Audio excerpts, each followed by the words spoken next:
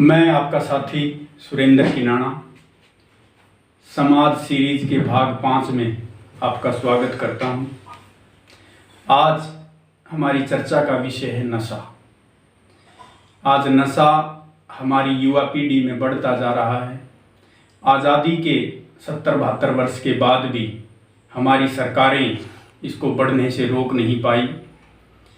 आज हम सब देख रहे हैं फिल्म इंडस्ट्री, जो एक बहुत बड़ी इंडस्ट्री है, जिसको आज का युवा वहाँ के लोगों को अपना प्रेरणा स्रोत मानता है, उनको देख करके उनके जैसा बनने का प्रयास कर रहा है। आज वो लोग भी ड्रग्स जैसे नशे के शिकार हो चुके हैं। जब उस स्तर के लोग नशों में घिर चुके हैं तो एक गांव में रहने वाला आम युवक, उसकी क्या दशा आज बन चुकी है, आप सब भली प्रकार से जानते हैं।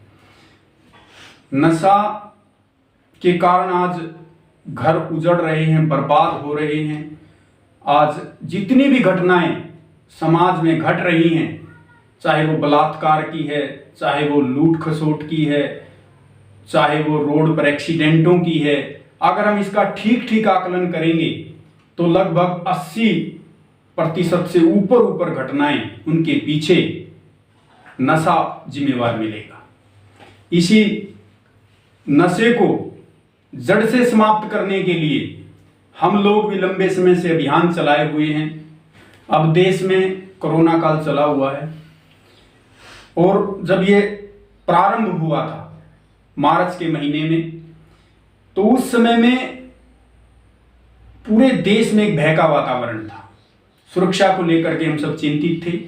सरकारों ने इस शराब जैसे नशे को भी बंद कर दिया था, लोगों के आने जाने पर पूर्ण प्रतिबंध लगा दिया था। प्रधानमंत्री जी ने भी अपील की थी कि सभी सामाजिक संगठन, सभी जो राष्ट्र के प्रति चिंतित लोग हैं, वो आगे आएं और इस महामारी से निपटने में सहयोग करें। उस समय में हमारे गांव किनाना में जो शराब ठेकेदार वो शराब बेच रहा था, उसी का विरोध हम सब गांव के युवाओं ने किया।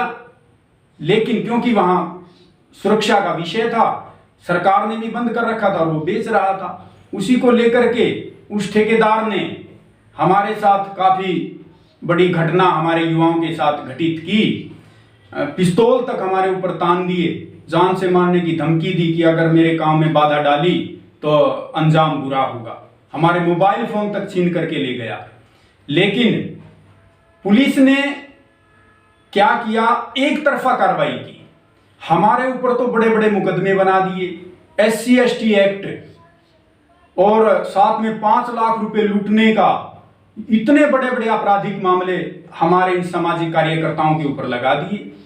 पूरे गांव ने लिख करके दे दिया, पंचायत ने लिख करके दे दिया, अधिकारियों से मिल चुके, परंतु पुलिस ने जो उस ठेकेदार के खिलाफ FIR दर्ज की थी उसको तो रद्द कर दिया और हमारे खिलाफ मामले दर्ज करके और हमारे युवाओं को जेल में भेज दिया।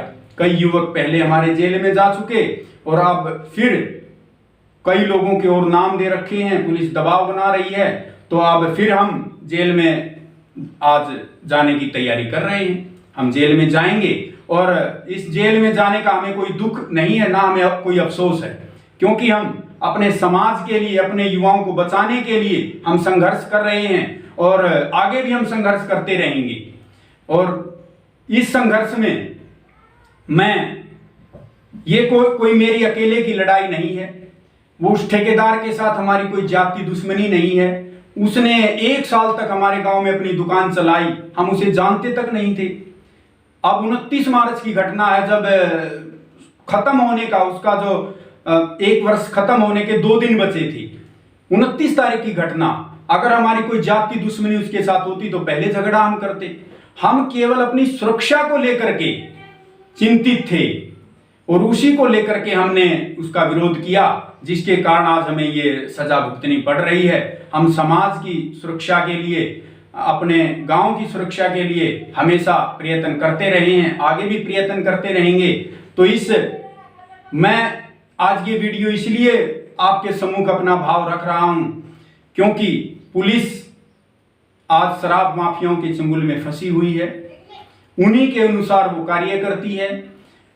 और मैं आज ये संदेश देना चाहता हूं पुलिस को भी, सरकार को भी, क्योंकि हम सरकार को भी लिख चुके हैं, गृह मंत्री को भी लिख चुके हैं, हरियाणा सरकार को, कि हमारी सुरक्षा की जाए, हमारे साथ न्याय किया जाए, हमारे साथ पक्षपात हो रहा है।